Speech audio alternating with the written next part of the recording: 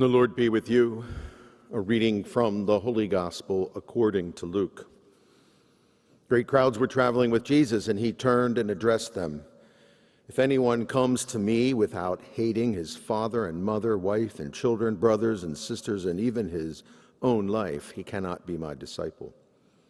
Whoever does not carry his own cross and come after me cannot be my disciple.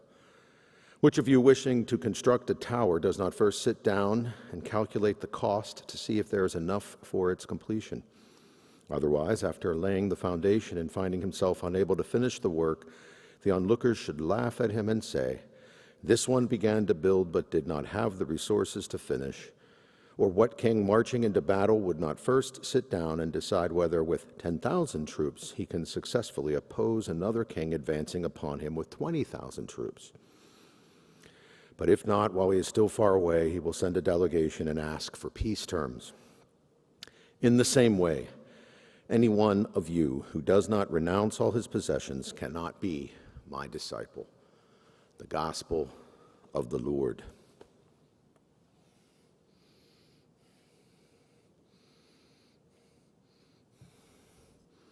Anyone who cannot renounce all of those possessions cannot be my disciple.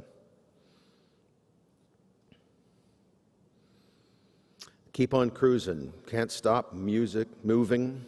It's like I got this music in my mind saying it's gonna be all right because the player's gonna play, the hater's gonna hate, and baby, I'm just gonna shake it off, shake it off, shake it off. Woo. So these are lyrics from Taylor Swift's song, Shake It Off, which, according to the Billboard charts, is the most listened to ever Taylor Swift song. Now, I'm not a big follower of the Taylor Swift's music, but I did have to do a little research the other day for which of the Taylor Swift songs were the most listened to throughout the whole history of her career. At least on the Billboard charts, they listed these 50 top playing songs, top listened to songs, and I was looking for these top songs because I needed to use some Taylor Swift lyrics in a wedding homily. The groom had told me that his fiancée really loves Taylor Swift. It'd be cool if we could quote some good Taylor Swift lyrics. So I thought, well, let's go to the most recognizable lyrics. So I went and, of course, looked at the top 50 and started with Shake It Off as number one, and I kept moving down and down and down and down. It wasn't until I got to number 23 or 24, I forget, where I found a song that was helpful for a wedding, a song called Two is Better Than One, actually a collaboration between Taylor Swift and another artist. And that song was helpful because, of course, the first 20 or so Taylor Swift's most popular songs are basically breakup songs. They're songs about how a relationship goes badly, and so it wasn't easy to find the lyrics in all of those songs.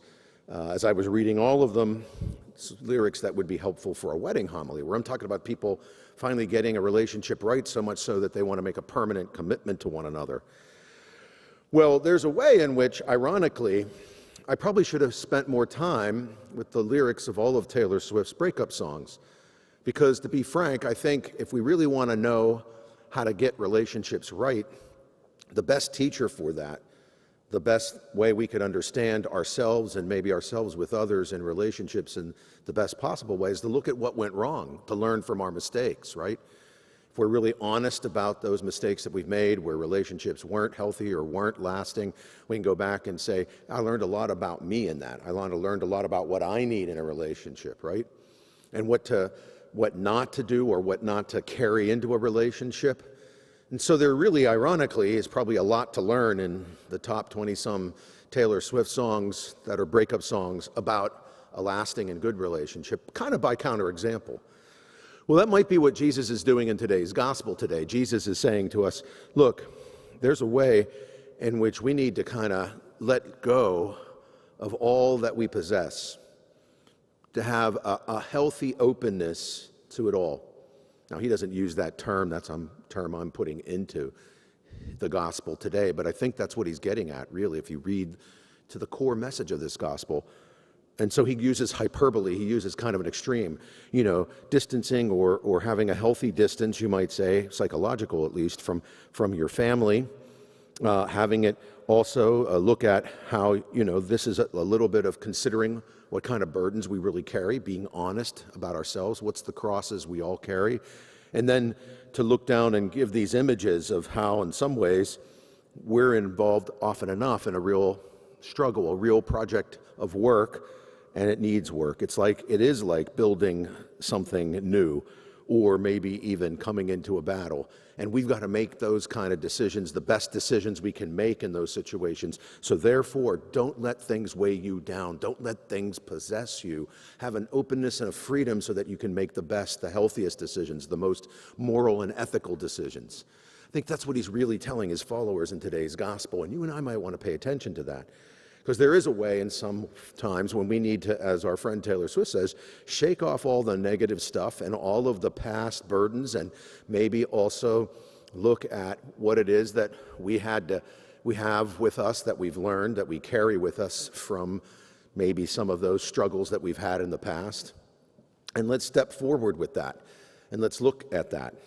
So I have to admit, I was pleasantly surprised to see that Taylor Swift is getting engaged. Maybe now, I don't know that she can do a lot of breakup songs at this point, so I hope she's got other stuff in her wheelhouse.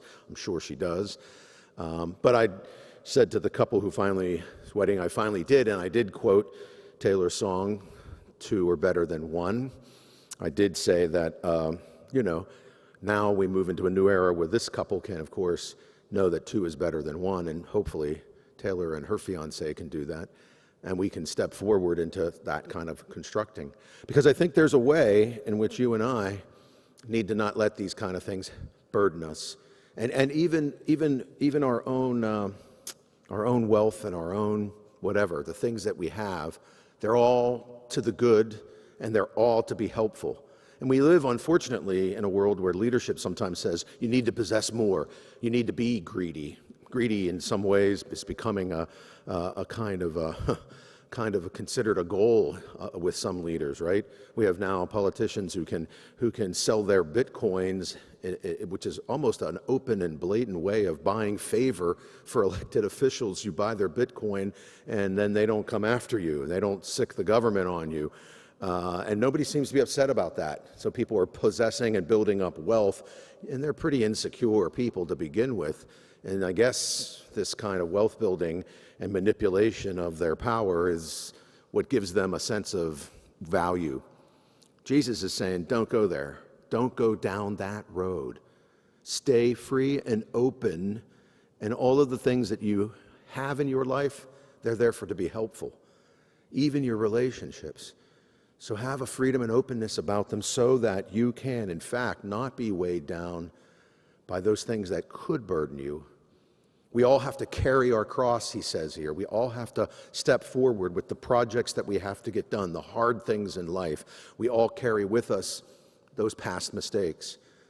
But all of that, if we have the right openness to them, a non-possessiveness of the negative, we can step forward having shaken that off, not forgotten, but learned from it.